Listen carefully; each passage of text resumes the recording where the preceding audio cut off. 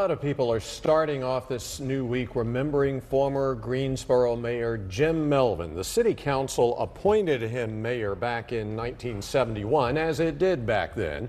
Melvin then went on to win the city's first publicly elected mayoral contest in 1975, and he served as mayor through 1981. And then Melvin passed away at the age of 91 on Sunday. Fox 8's Ho Jung-Roo spoke with some of his closest colleagues and Mayor Nancy Vaughn, and they say his impact will be felt for generations. Ho Jung, what else did they share with you?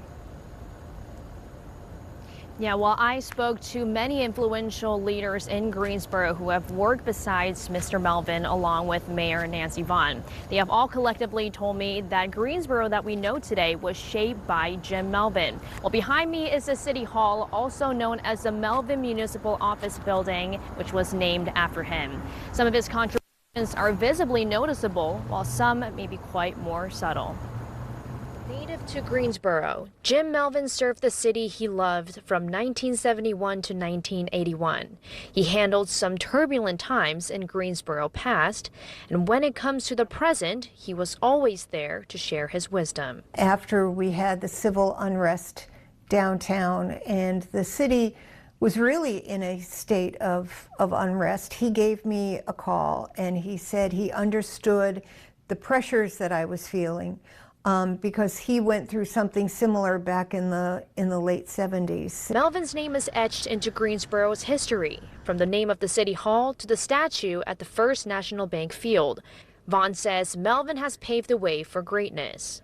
Mr. Melvin has been such a force in this community since I've lived here, and so it in some ways is unbelievable that the city goes on without him.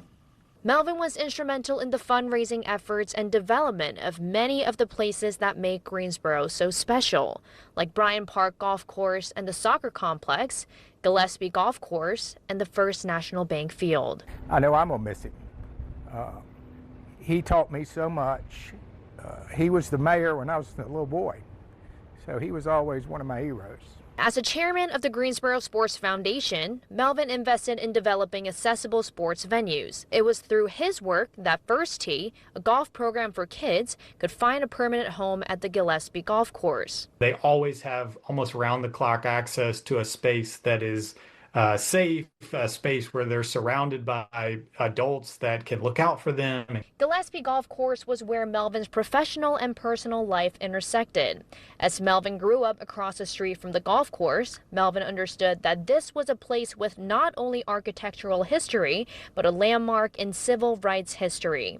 Melvin was also invested in sports tourism. Colleagues say Melvin's foresight into this industry put Greensboro on the national stage.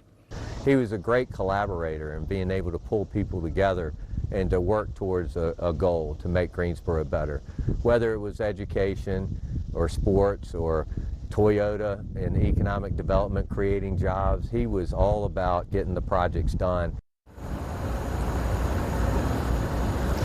And those who I spoke to today said that his passing leaves a void, but also leaves us with a challenge to keep Greensboro growing. In Greensboro, Ho Jung-Roo, Fox 8 News. All right, Ho Jung, thank you.